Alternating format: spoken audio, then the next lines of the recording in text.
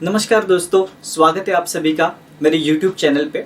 आप सभी को पता है कि आज से हमारा जो टारगेट SBI क्लर्क 2021 का जो सीरीज है उसको हम लोग स्टार्ट करने जा रहे हैं, जिसमें मैंने आपको बताया था कि क्वांटिटेटिव एप्टीट्यूड का एक सेक्शन आपके SBI क्लर्क के एग्जाम में आने वाला है। उसमें मैं आपको प्रीलिम्स और मेंस इसके लिए गाइडेंस प्रोवाइड करूंगा और प्रीलिम्स और मेंस में जितने भी टॉपिक्स आपको क्वांटिटेटिव एप्टीट्यूड में आते हैं वो सारे टॉपिक्स हम लोग इस सीरीज में वन बाय वन कवर करने वाले हैं। ठीक है, तो आज उस सीरीज का डे 1 है जिसमें मैं आपको क्वांटिटेटिव एप्टीट्यूड की प्रीलिम्स की स्ट्रेटेजी बताने जा रहा हूँ। मेंस की स्ट्रेटेजी भी हम लोग किसी और वीडियो में डिटेल में डिस्कस करेंगे, लेकिन सबसे पहले आज हम लोग डे 1 में प्रीलिम्स की स्ट्रेटेजी जानते हैं कि भाई प्रीलिम्स में क्वांटिटेटिव एप्टीट्यूड के सेक्शन में कौन से इंपॉर्टेंट टॉपिक्स आने वाले हैं, आप किस तरीके से मैक्सिमम स्कोर कर सकते हो, कितना स्कोर आपको टारगेट करना चाहिए, और जो भी टॉपिक्स मैं आपको बताऊंगा मोस्ट इंपॉर्टेंट टॉपिक्स उसको कैसे कैसे प्रिपेयर करना है, इसके बारे में भी हम लोग ब्रीफली डिस्कस करने वाले हैं। ठीक है, अब देखो बहुत सारे स्टूडेंट्स जो है उनको क्वांटिटेटिव एप्टीट्यूड ये जो टॉपिक है या मैथ्स जिसको हम लोग बोलते हैं ये बहुत ही ज्यादा डिफिकल्ट लगता है, बहुत ही ज्यादा स्टूडेंट्स उससे डरते हैं, राइट। और डर के वजह से होता क्या है कि वो उसको प्रैक्टिस ही नहीं करना चाहते और वो कोशिश भी नहीं करते समझने की और उसके दूर जाने लगते हैं, राइट। तो आप एक बात समझो कि जितना आप उस पर्टिकुलर डर से दूर जाओगे उतना ही आपका जो डर है वो बढ़ता जाएगा, वो कम नहीं होगा। ठीक है, तो बेस्ट वे क्या है डर को टैकल करने का, आपके फियर को टैकल करने का, आपको उस फियर को फेस करना है, तभी वो फियर जो है वो आपके अंदर से चला जाएगा। ठीक है, so if you have to conquer the fear then definitely you have to face the fear first, right. तो मैथ्स में क्वांटिटेटिव एप्टीट्यूड में भी यही फॉर्मूला आप याद रखना कि जब तक आप उस पर्टिकुलर क्वेश्चन को या टॉपिक को समझोगे नहीं, प्रैक्टिस नहीं करोगे, तब तक डेफिनेटली आपको वो टॉपिक नहीं आएगा। ठीक है, तो चलिए हम लोग ये क्वांटिटेटिव एप्टीट्यूड की जो स्ट्रेटेजी है उसको डिस्कस करते हैं। अगर मेरे चैनल को अभी तक आपने सब्सक्राइब नहीं किया है तो आप सब्सक्राइब कर सकते हो। वीडियोस अगर मेरे आपको पसंद आते हैं, इंटरेस्टिंग लगते हैं तो दोस्तों के साथ आप शेयर भी कर सकते हो। ठीक है, तो चलिए मैं आपको स्ट्रेटेजी बताता हूं। सबसे पहले हम लोग ये देखते हैं कि प्रीलिम्स के लिए कौन से इंपॉर्टेंट टॉपिक्स आपको पढ़ने हैं क्वांट्स में। ठीक है, और ऐसे टॉपिक में आपको बताऊंगा जिसका प्रीलिम्स में बहुत ज्यादा वेटेज है, जो आप पढ़ के आराम से प्रीलिम्स में मैक्सिमम क्वेश्चंस अटेम्प्ट कर पाओगे। ठीक है, तो देखो जो सबसे पहला इंपॉर्टेंट टॉपिक है वो है आपका सिंप्लीफिकेशन, या जिसको हम लोग अप्रोक्सीमेशन भी बोलते हैं। उसके करीब करीब 10 से 15 क्वेश्चंस आपके SBI क्लर्क प्रीलिम्स के एग्जाम्स में हमेशा आते हैं, राइट। तो ये बहुत ही इंपॉर्टेंट वेटेज वाला टॉपिक होता है और ये ऐसा टॉपिक है जिसमें आपको कॉन्सेप्ट और अप्रोचेस बहुत ही मिनिमम पढ़ते हैं, ज्यादा कॉन्सेप्ट्स नहीं पढ़ने पड़ते आपको। ओके, ज्यादातर आपको कैलकुलेशन पे फोकस करना पड़ता है ना। तो प्रीलिम्स में आप मोटी मोटी तौर पर ये बात समझ लेना कि ज्यादातर क्वेश्चंस में आपको सिर्फ कैलकुलेशन यूज करना है, कॉन्सेप्ट का यूज आपको मेंस में करना पड़ता है। प्रीलिम्स के लिए आपको बहुत ही लिमिटेड कॉन्सेप्ट्स पढ़ने हैं। ठीक है, ठीक उसी तरीके से जैसे हम लोगों ने रीजनिंग में भी देखा था, रीजनिंग में भी कुछ ही टॉपिक्स थे जिसमें आपको कॉन्सेप्ट पढ़ना पड़ रहा था। क्वांट्स में भी ऐसे ही सिमिलर सिचुएशन आपको दिखाई देती है। ठीक है, तो सिंप्लीफिकेशन आई होप कि आपको पता चल गया होगा। 10 से 15 क्वेश्चन आपको आएंगे जो बड़ी आसानी से कैलकुलेशन के बेस पे आप कर सकते हो। दूसरा इंपॉर्टेंट टॉपिक होता है नंबर सीरीज। नंबर सीरीज के एक पर्टिकुलर सेट में आपको 5 क्वेश्चंस पूछे जाते हैं। इसमें भी अगेन नंबर सीरीज एक ऐसा टॉपिक है जिसमें आपको कुछ भी कॉन्सेप्ट नहीं पढ़ना है, सिर्फ आपको क्वेश्चंस की प्रैक्टिस करनी है और अपना कैलकुलेशन थोड़ा सा ठीक रखना है। तो नंबर सीरीज आप आसानी से अटेम्प्ट करके आ जाओगे। नेक्स्ट है क्वाड्रेटिक इक्वेशंस। उसमें भी आपको 5 क्वेश्चंस पूछे जाएंगे एक सेट पे, और क्वाड्रेटिक इक्वेशन में भी थोड़े बहुत अप्रोचेस, थोड़े बहुत स्मार्ट तरीके आपको पता होने चाहिए, तो आप क्वाड्रेटिक इक्वेशंस आसानी से कर लेते हो। अब जितने भी टॉपिक्स हम लोग मैं आपको बता रहा हूँ वो हम लोग आराम से क्लियर करने वाले हैं इंडिविजुअली। अभी तो इस वीडियो में सिर्फ हम लोग स्ट्रेटेजी की बात करेंगे, इसीलिए मैं आपको ब्रीफली बता रहा हूँ। ओके, अब नेक्स्ट इंपॉर्टेंट टॉपिक जो आपके प्रीलिम्स में आने वाला है और जिसका वेटेज ज्यादा है, जो है डेटा इंटरप्रिटेशन। आप लोगों ने कई बार डेटा इंटरप्रिटेशन के क्वेश्चंस देखे होंगे कि टेबल में आपको एक डेटा दिया जाता है या ग्राफ के फॉर्म में डेटा दिया जाता है या इवन पाई चार्ट के फॉर्म में भी कुछ आपको रिप्रेजेंटेशंस बताए जाते हैं। ओके, तो ऐसे जो क्वेश्चंस होते हैं ये डेटा इंटरप्रिटेशन के क्वेश्चंस होते हैं, जिसमें आपको डायग्रामेटिक फॉर्म में डेटा दिया जाता है, उस डेटा के फॉर्म पे कुछ क्वेश्चंस आते हैं और बेसिक कैलकुलेशन उसमें आपको प्रीलिम्स के लिए करने हैं। क्योंकि प्रीलिम्स में जो DI आएगा उसमें आपको या तो एवरेज निकालने बोलेंगे या तो रेशियो, परसेंटेज, इस तरीके की चीजें आएंगी जो बहुत ही बेसिक है। ओके, तो ये DI के ऊपर भी हम लोग आराम से डिटेल में वीडियो जो है वो वैसे भी इस सीरीज में बनाने वाले हैं, वहां पे आप आराम से इस टॉपिक को कवर कर सकते हो। तो DI के आपको 5 से 10 क्वेश्चंस देखने को मिलते हैं। 5 क्वेश्चन का एक सेट आता है, कभी कभी आपको 2 सेट भी देखने को मिल सकते हैं। ओके, और लास्ट जो सेक्शन होता है आपका वो होता है अरिथमेटिक का, जिसको हम लोग वर्ड प्रॉब्लम्स भी कहते हैं। जिसके अगेन आपको 10 से 15 क्वेश्चंस देखने को मिलते हैं। तो अगर हम लोग इसको एनालाइज करें टॉपिक के डिस्ट्रीब्यूशंस को, तो आपको एक चीज यहाँ पे नोटिस होगी कि जो पहले 4 टॉपिक्स है जो मैंने आपको बताए, जिसमें आपको बिल्कुल भी ज्यादा कॉन्सेप्ट नहीं पढ़ना है, सिर्फ कैलकुलेशन यूज करना है, वो आपको 25 क्वेश्चंस जो है, मतलब 25 मार्क्स जो है वो आसानी से स्कोर करके दे रहे हैं। अरिथमेटिक का जो सेक्शन है उसमें डेफिनेटली आपको कॉन्सेप्ट्स लर्न करने की जरूरत है, लेकिन उसके आप देख सकते हो कि 10 से 15 क्वेश्चंस आ रहे हैं, है ना। और उसमें भी अगर आप ज्यादा इंपॉर्टेंट टॉपिक्स पढ़ोगे अरिथमेटिक में स्पेसिफिक जो प्रीलिम्स में आ रहे हैं, तो आपके लिए और भी ज्यादा अच्छा होगा, राइट। तो आई होप कि अभी आपको बेसिक आइडिया आया होगा कि कौन से टॉपिक्स आपको ज्यादा अच्छे से प्रिपेयर करने हैं और किस चीज पे ज्यादा इंफोसिस देना है। तो इंफोसिस प्रीलिम्स के लिए आपका होना चाहिए कैलकुलेशन पे, क्योंकि आप खुद देख रहे हो कि जो पैटर्न है प्रीलिम्स का वो है 20 मिनट और 35 मार्क्स, मतलब आपको कम टाइम में ज्यादा क्वेश्चंस अटेम्प्ट करने हैं। तो जाहिर सी बात है आपका स्पीड ज्यादा होना चाहिए। स्पीड आपका तभी ज्यादा होगा जब आप कैलकुलेशन अच्छे तरीके से करोगे, ठीक है।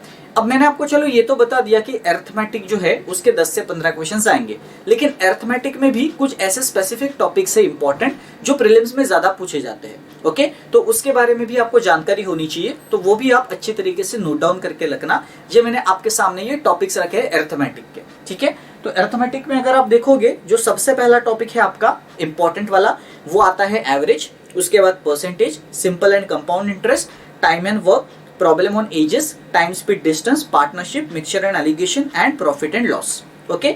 ये ऐसे टॉपिक्स है जो प्रीलिम्स में ज्यादातर पूछे जाते हैं, और ये टॉपिक्स आप अगर अरिथमेटिक के करके जाओगे तो प्रीलिम्स में इस टॉपिक के ऊपर क्वेश्चंस आने के जो चांसेस है वो बहुत ही हाई रहते हैं, ठीक है। तो अभी मैंने आपको 35 क्वेश्चंस का जो डिस्ट्रीब्यूशन है वो अच्छे तरीके से बता दिया है कि 35 क्वेश्चंस में से किस किस टॉपिक्स के कितने कितने क्वेश्चंस आपको एग्जाम्स में आएंगे, ओके।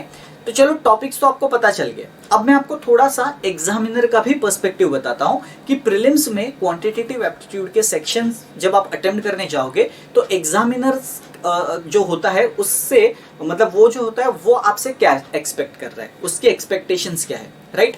तो सबसे पहले आपको याद रखना है कि एग्जामिनर आपका स्पीड चेक करना चाहता है, क्योंकि वो 20 मिनट में आपको 35 क्वेश्चंस दे रहा है सॉल्व करने के लिए। तो जाहिर सी बात है कि क्वेश्चन ज्यादा है, टाइम कम है, इसका मतलब स्पीड तो यहाँ पे आपका डेफिनेटली चेक हो रहा है, और स्पीड के साथ साथ आपके कैलकुलेशन के स्किल्स भी चेक हो रहे हैं, क्योंकि आप देख सकते हो कि 25 क्वेश्चन आपको सिर्फ कैलकुलेशन के ही बेस के ऊपर पूछे जा रहे हैं, मतलब नो डाउट कि आपका कैलकुलेशन यहाँ पे चेक हो रहा है। साथ ही में ये भी चेक हो रहा है कि क्वेश्चन का लेवल जब हम लोग इजी रखते हैं, क्योंकि प्रीलिम्स में क्वेश्चन का लेवल क्वांट्स का यूजुअली इजी रहता है, ओके। तो साथ ही में एग्जामिनर ये भी चेक करना चाहता है कि जब क्वेश्चन का लेवल इजी होता है तो आप सिली मिस्टेक्स करते हो कि नहीं, ओके। तो यहाँ पे आपको ये भी ध्यान रखना है कि भाई मुझे क्वेश्चन ज्यादा अटेम्प्ट करने हैं, मेरे पास टाइम भी कम है, मुझे स्पीड भी डेवलप करनी है, बट स्पीड को ध्यान में रखते हुए मुझे सिली मिस्टेक्स को भी अवॉइड करना है, ओके। जितने ज्यादा मैं क्योंकि मिस्टेक्स करूंगा उतनी ज्यादा नेगेटिव मार्किंग मेरी बढ़ती जाएगी, वो प्रॉब्लम मुझे नहीं चाहिए, ओके। तो ये भी आपको याद रखना है, राइट। अब यहाँ पे बहुत सारे स्टूडेंट्स को एक कंफ्यूजन रहता है कि अगर सिली मिस्टेक्स हो रहे या ज्यादा गलत हो रहे तो उसके लिए हम लोग क्या कर सकते हैं। तो आपको डेफिनेटली ज्यादा से ज्यादा क्वेश्चंस की प्रैक्टिस करनी होगी। जितने ज्यादा क्वेश्चंस आप प्रैक्टिस करोगे उतने ही ज्यादा आपकी एक्यूरेसी जो है वो बढ़ेगी, और आपके जो सिली मिस्टेक्स है वो उसके होने के चांसेस जो है वो मिनिमम रहेंगे, कम रहेंगे। अगर चांसेस कम होंगे तो जाहिर सी बात है कि आपका जो स्कोर है वो भी मैक्सिमम आने के उतने ही ज्यादा चांसेस है, राइट। तो you have to minimise your mistakes and you have to maximise your attempts, जिससे आपका स्कोर जो है वो मैक्सिमाइज आसानी से हो सकता है। तो आई होप कि ये आपको थोड़ा सा एग्जामिनर का भी पर्सपेक्टिव जो है वो समझा होगा, ठीक है। अभी थोड़ी सी हम लोग बात कर लेते हैं कि हम लोगों का टारगेट स्कोर क्या होना चाहिए आउट ऑफ 35, ठीक है। तो देखो आपका जो टारगेट स्कोर होना चाहिए वो होना चाहिए 30+, और बिल्कुल आसानी से आप 30+ क्वेश्चंस अटेम्प्ट करके आ सकते हो क्वांट्स में। 3-4 बातें हैं, 3-4 पॉइंटर्स है जिसके ऊपर आपको काम करना होगा, और वो अगर आप काम कर लोगे तो बहुत आसानी से आपके ज्यादा क्वेश्चंस अटेम्प्ट हो सकते हैं, ठीक है। तो देखो सबसे पहला पॉइंटर है जो मैंने आपको स्टार्टिंग से बताया हुआ है वीडियो के, कि भाई आपको कैलकुलेशन पे काम करना है। अब बहुत सारे स्टूडेंट कंफ्यूज रहते हैं कि सर कैलकुलेशन पे काम करना है मतलब एक्चुअल में क्या करना है, ठीक है। तो कैलकुलेशन में क्या क्या आता है, सबसे पहले तो ये जान लो। एडिशन डिफरेंस आता है, आपको नंबर्स को ऐड करना आना चाहिए, उनका डिफरेंस निकालना आना चाहिए, लेकिन आपको माइंड में आना चाहिए। ऐसा नहीं कि आप पेपर पे लिख रहे हो क्योंकि फिर उसमें ज्यादा टाइम लग रहा है ना। तो माइंड में ये सारी चीजें होनी चाहिए। उसी के साथ साथ मल्टीप्लिकेशन आपको जल्दी से करने के लिए आना चाहिए। उसी के साथ साथ 3 बेसिक एलिमेंट्स आपके ऑलरेडी अच्छे से होने चाहिए, that is tables, squares and cubes. अब बहुत सारे स्टूडेंट्स का कंप्लेंट ये रहता है कि हम लोगों को table, squares and cubes by heart नहीं होते, बट आपको ये तीन चीजें बाय हार्ट करनी ही नहीं है, क्योंकि आप क्वांट्स पढ़ रहे हो, आप ह्यूमैनिटी नहीं पढ़ रहे हो, हिस्ट्री ज्योग्राफी नहीं पढ़ रहे हो जो आप बाय हार्ट करके जाओगे, राइट। तो सिंपल सी बात है, मैं आपको ट्रिक बताता हूं कि ये जो तीन एलिमेंट्स है, स्क्वायर्स, टेबल्स एंड क्यूब्स, इसको आप किस तरीके से बिना बाय हार्ट किए याद रख सकते हो। क्योंकि अगर आप बाय हार्ट करोगे तो होगा क्या कि 10-15 दिन तक वो याद रहेंगे, लेकिन उसके बाद एक सर्टन अमाउंट ऑफ टाइम में आप वो भूल जाओगे। तो इसीलिए आपको बाय हार्ट नहीं करना है। आपको क्या करना है, आपको हर दिन 10-15 मिनट इसको देने हैं और सिर्फ देखना है नंबर्स को। जैसे मान लो कि मुझे किसी टेबल को याद रखना है, तो मैं क्या करूंगा, हर रोज उस टेबल को सिर्फ देखा करूंगा कि उस टेबल में नंबर्स कौन से, ठीक है। आपका जो माइंड होता है वो इस तरीके से ट्रेंड होता है कि अगर आप अपने माइंड को एक साथ बार बार वही चीज दिखा रहे हो तो आपका माइंड वो चीज आसानी से ग्रास्प कर लेता है और वो माइंड से जल्दी नहीं जाती है, राइट। तो यही टेक्निक यहाँ पे भी आपको यूज करनी है कि अगर आपको टेबल, स्क्वायर्स, क्यूब्स नहीं याद रह रहे तो आपको रोज एटलीस्ट 10 से 15 मिनट देने हैं। लेट्स से कि सुबह के टाइम पे अपना माइंड फ्रेश रहता है तो आप सुबह के टाइम पे ये एक्सपेरिमेंट करके देख सकते हो, तो आपको ज्यादा से ज्यादा लंबे समय तक ये चीजें याद रहेंगी। एंड ट्रस्ट में, ये जो तीन एलिमेंट्स है, ये जो तीन चीजें हैं, ये आपके कैलकुलेशन में बहुत मदद करती है। तो इसीलिए सबसे पहले आपको काम किस पे स्टार्ट करना है, tables, cubes and definitely squares, इस पे आपको काम करना है। अब कितने तक करने हैं ये भी क्वेश्चन होता है। तो देखो, जो स्क्वायर्स होते हैं ये मिनिमम 30 तक आपको करने हैं, मिनिमम मैं बोल रहा हूँ। 30 के आगे अगर आप करोगे तो और भी अच्छी बात है, बट मिनिमम 30 तक तो आनी चाहिए। उसके बाद 10 to 15 तक क्यूब्स आप कर लो और टेबल्स भी 20 से 25 तक अच्छी तरीके से देख के रखना है ना। ये बेसिक चीजें करोगे ना तो आपको कैलकुलेशन करने में कभी भी परेशानी नहीं होगी, ठीक है। अब बाकी के मल्टीप्लिकेशन को वगैरह के जो ट्रिक्स है ये मैं डेफिनेटली आगे आने वाले जो अपने वीडियोस है, डे 2, डे 3 में जो वीडियोस आएंगे उसमें मैं कैलकुलेशन के सीरीज प्रोवाइड करूंगा। स्टार्ट में कैलकुलेशन से ही करने वाला हूं, मैं टॉपिक से स्टार्ट नहीं करूंगा, क्योंकि मुझे पता है बहुत सारे स्टूडेंट्स ऐसे हैं जिनका कैलकुलेशन वीक होता है। तो हम लोग बिल्कुल फाउंडेशन से स्टार्ट करेंगे, ओके। तो उसका आप टेंशन मत लेना, ट्रिक्स मैं आपको बता दिया करूंगा, ठीक है। एडिशन डिफरेंस के लिए भी थोड़ा बहुत आप याद रख सकते हो कि ऐड कैसे करना है जल्दी से। मैं आपको एग्जांपल देता हूं, जैसे कि लेट से मैंने आपको दो नंबर दिए 749 एंड 840, ओके। इनको आपको ऐड करना है, बताओ जल्दी से कितना आंसर आएगा, ठीक है। अब होता क्या है कि जिनको पेन और पेपर की आदत रहती है वो नंबर्स को विजुअलाइज ही नहीं कर सकते और उनको वो पॉसिबल ही नहीं होता विजुअलाइज करना, क्योंकि उनको ऑलरेडी वो पेन एंड पेपर की आदत पड़ चुकी है। लेकिन आपको माइंड के साथ, आपको नंबर्स के साथ विजुअलाइज करने आना चाहिए। अब कैसे करोगे, देखो 749 840 मुझे ऐड करना था, मुझे पता है 700 और 800 ये तो आसानी से ऐड हो जाते हैं ना, तो मैं पहले 700 और 800 आसानी से ऐड कर लूंगा। कितना होगा 700 800, 1500 हो जाएगा, है ना। बचा क्या ऊपर का, एक 40 बचा, एक 49 बचा, दोनों का ऐड कर दो 89 होगा, 1589, है ना। 1500 और 89 हो गया 1589, कितना इजी था, राइट। लेकिन ये तब आप कर सकोगे जब आप माइंड को अपने वैसे ट्रेन करोगे, है ना। तो इस तरीके से आपको माइंड को ट्रेन करना है। तो same goes for the difference, अगर आप एडिशन ऐसे कर रहे हो डिफरेंस को भी ऐसे ही करना है। डिफरेंस के लिए भी पेन पेपर नहीं यूज करना, ओके। अब डिफरेंस जब आप करते हो ना तो छोटे नंबर से स्टार्ट करो हमेशा। जैसे अगर मुझे 749 और 840 का डिफरेंस निकालना है तो मैं क्या करूंगा, मैं 749 से 840 तक पहुंचने की कोशिश करूंगा, ठीक है। कैसे पहुंचोगे, देखो 749 है, अगर मैं 100 ऐड कर देता हूं तो 849 हो जाता है, बट मुझे तो 840 तक जाना था ना, तो मैं 9 ज्यादा गया तो 9 पीछे आ जाता हूं। मैं तो 100 आगे गया था ना, तो 9 पीछे आ जाता हूं, कितना हुआ 91, सिंपल, राइट। तो 91 आ गया आंसर। इस तरीके से आपको एडिशन डिफरेंस, इस तरीके से कैलकुलेशन आपको करना है। इस तरीके से करना सीखोगे तो आसानी से हो जाएगा। तो अभी तो मैंने जस्ट आपको एक एग्जांपल दिया है, हम लोग इन चीजों को डिटेल में आगे आने वाले वीडियोस में डिस्कस करने वाले हैं, ओके। तो सबसे पहला पॉइंटर आपको क्या करना है, अगर आपको 30+ अचीव करना है तो प्रीलिम्स में सबसे पहले आपको अपने कैलकुलेशन पे काम करना स्टार्ट करना है। उसके लिए क्या क्या करना है अभी मैंने आपको ब्रीफली बता दिया है, ठीक है। जो सेकंड चीज है जिसके ऊपर आपको काम करना है, जो आपके सामने है आप देख सकते हो, ठीक है। उसमें आपको डेफिनेटली जो शॉर्ट ट्रिक्स है वो लर्न करने हैं, ओके। अब ये मेरे एंड का काम है, मतलब जो शॉर्ट ट्रिक्स है वो मैं आपको बताऊंगा कि कौन से शॉर्ट ट्रिक्स आपको पढ़ने हैं। मोस्टली आपको पढ़ने हैं स्क्वायर, किसी भी नंबर का स्क्वायर कैसे करते हैं, क्यूब कैसे करते हैं, square root and cube root कैसे करते हैं। ये आप कर लोगे तो आराम से वो जो आपका शॉर्ट ट्रिक्स वाला सेक्शन है वो हो जाएगा, जिसको आप सिंप्लीफिकेशन वाले क्वेश्चंस में आसानी से यूज कर सकते हो, ठीक है। अब जब ये दो चीजें हो जाएंगी तो उसके बाद आपको क्वेश्चंस की जब आप प्रैक्टिस कर रहे हो तो हमेशा आपको टाइमर लगा के प्रैक्टिस करनी है, ओके। क्वांट्स का कोई भी जो क्वेश्चन आप करते हो, set of questions, 10 questions, 15 questions, कितने भी करते हो, आपको हमेशा टाइमर लगा के ही करने हैं। बिना टाइमर लगा के कभी प्रैक्टिस मत करना, क्योंकि आपको प्रेशर फील होना चाहिए, ओके। आपको पता है कि जब आप रियल एग्जाम देने जाओगे तो वहां का जो माहौल है वो अलग होगा, राइट? और उस माहौल में आपको फिट बैठना है, तो इसीलिए आपको प्रेशर फील करना आना चाहिए। जब तक आप टाइम का प्रेशर फील नहीं करोगे तब तक आपका जो स्पीड है वो कभी नहीं बढ़ेगा। और यहाँ पे भी रीजनिंग वाली स्ट्रेटेजी ही यूज करनी है। स्पीड और एक्यूरेसी दोनों आपको रिक्वायर्ड है, लेकिन आपको सबसे पहले एक्यूरेसी पे काम करना है। जब तक एक्यूरेसी नहीं आती तब तक स्पीड के पीछे नहीं भागना। ओके, पहले एक्यूरेसी डेवलप करो, राइट आने की आपकी जो प्रोबेबिलिटी है वो पहले फिक्स करो, वो सही होनी चाहिए, उसके बाद ही आप स्पीड के पीछे भाग सकते हो, है ना? तो प्रेशर की जब हम लोग बात कर रहे थे तो आप सभी को पता है कि क्रिकेट का अगर हम लोग एग्जांपल लेंगे तो नेट में जब हम लोग प्रैक्टिस करते हैं तो वहां पे ज्यादा प्रेशर नहीं होता है, और वहां पे अगर आप मिस्टेक्स भी करोगे ना तो आपको इतना बुरा फील नहीं होगा, क्योंकि आपके पास वो मिस्टेक्स को इम्प्रूव करने का चांस होता है नेट्स में, राइट? लेकिन क्या वही मिस्टेक्स आप रियल मैच में रिपीट कर सकते हो? नहीं, क्योंकि आप ज्यादा से ज्यादा मिस्टेक्स नेट्स में इसीलिए करते हो क्योंकि आपके प्रैक्टिस हो, है ना? तो घर पे भी या इवन एग्जाम देने आप नहीं जा रहे हो या घर पे जब प्रैक्टिस कर रहे हो तो आपको यही करना है कि जितने मिस्टेक्स करने हैं वो यहाँ पे करो, है ना? ताकि रियल एग्जाम में आपके कम मिस्टेक्स हो। ओके, क्योंकि रियल एग्जाम में आपसे एक्सपेक्टेशन ज्यादा रहेगी, आपका प्रेशर, आपके ऊपर प्रेशर भी उतना ही रहेगा,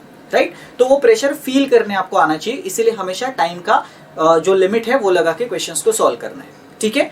और नेक्स्ट आपको करना है कि जब आपके सारे टॉपिक्स हो जाएंगे पढ़ के तो आपको मॉक टेस्ट देना है आपके परफॉर्मेंस को एनालाइज करने के लिए। अब मॉक टेस्ट के लिए मैंने आपको वेबसाइट बताई थी ग्रेडअप, ठीक है, जिसके ऊपर आप बहुत सारे फ्री ऑनलाइन मॉक टेस्ट दे सकते हो, जिसमें आपको टॉपिक वाइज टेस्ट भी मिलेंगे और बहुत सारे क्वेश्चंस जो है वो एग्जाम लेवल के रहते हैं। तो उसमें आपको एक आइडिया आएगा कि भाई 35 क्वेश्चन अगर मैं अटेम्प्ट कर रहा हूं तो उसमें से मेरे 20 मिनट में कितना अटेम्प्ट हो रहे, ओके, और उसमें से करेक्ट कितने हो रहे, फिर मेरी मिस्टेक्स कहाँ पे हो रही है। ये सारी बातें जब आप एनालाइज करोगे, अपने परफॉर्मेंस को ट्रैक करते रहोगे तो डेफिनेटली आपको समझेगा कि आपके मिस्टेक्स कहाँ पे हो रही है और इंप्रूव कैसे करना है, ठीक है? तो आई होप कि अभी आपको ये जो 4 पॉइंट्स है ये समझे होंगे। अगर ये 4 पॉइंट्स पे आप काम करना स्टार्ट कर दोगे आज से ही तो आई गारंटी यू कि जब भी आप एग्जाम में अटेंड करने जाओगे तो आपको 30+ मार्क्स जो है वो हमेशा आएंगे, ठीक है? तो आई होप कि ये जो स्ट्रेटेजी जो मैंने आपको बताई वो डेफिनेटली आपको यूजफुल लगी होगी। जो सोर्सेस है प्रैक्टिस क्वेश्चंस के वो सेम है जो मैंने आपको रीजनिंग में बताए थे। कौन से बताए थे? ग्रेडअप बताया था, फिर एग्जाम पंडित भी बताया था और IBPS गाइड भी बताया था। तो उन सोर्सेस को आपको जरूर डेफिनेटली याद रखना है, इन सोर्सेस को कभी नहीं भूलना, ओके? अब जाते जाते लास्ट में मैं आपको एक टाइम मैनेजमेंट का टिप देके जा रहा हूँ। टाइम मैनेजमेंट कैसे करना है, क्योंकि मैंने आपको ये तो बता दिया कि भाई ये इंपॉर्टेंट टॉपिक्स है और इसमें से इतने क्वेश्चंस आएंगे, बट अक्सर स्टूडेंट को कंफ्यूज होता है कि कौन से टॉपिक को कितना टाइम दे एग्जाम में। और यूजुअली स्टूडेंट क्या करते हैं, सिंप्लीफिकेशन, नंबर सीरीज, इन्हीं टॉपिक्स में फंसे रह जाते हैं और बाकी के टॉपिक्स अटेंड नहीं कर पाते। क्यों? क्योंकि वो सिंप्लीफिकेशन को जरूरत से ज्यादा टाइम देते हैं। तो आपको एक मैक्सिमम टाइम लिमिट सेट करना है कि इससे ज्यादा टाइम में एक सेक्शन को नहीं दूंगा, क्योंकि आपको सारे सेक्शंस अटेंड करने हैं। आपको सिंप्लीफिकेशन भी करना है, नंबर सीरीज भी करना है, क्वाड्रेटिक भी करना है, सब करना है ना? अगर आप एक ही सेक्शन को ज्यादा टाइम दोगे तो फिर वही सेक्शन अटेम्प्ट होगा, फिर आपका ओवरऑल अटेम्प्ट जो है आउट ऑफ 35 वो कम होगा, है ना? तो ऐसा ना हो इसलिए मैंने आपके लिए टाइम मैनेजमेंट की स्ट्रेटेजी बनाई है, ओके? अब इसमें आप देख सकते हो अगर सिंप्लीफिकेशन या अप्रोक्सीमेशन का कोई भी क्वेश्चन आता है तो 5 क्वेश्चंस के लिए आपको 2.5 मिनट का समय लगना चाहिए, मतलब एग्जैक्टली हाफ टाइम, ठीक है? 5 क्वेश्चन आते हैं तो 2.5 मिनट में होने चाहिए, 10 क्वेश्चन आते हैं तो 5 मिनट में, 15 क्वेश्चन आते हैं तो 7.5 मिनट में। नंबर सीरीज के लिए भी सेम, 5 क्वेश्चन आते हैं तो 2.5 मिनट में खत्म करना है नंबर सीरीज को। 2.5 मिनट में जरूरी नहीं कि आपको पांचों के पांचों आए, हो सकता है कि 3 या 4 है, चल जाएगा, लेकिन वो 3 या 4 सही होने चाहिए, ओके? जल्दी जल्दी में मिस्टेक्स नहीं करने।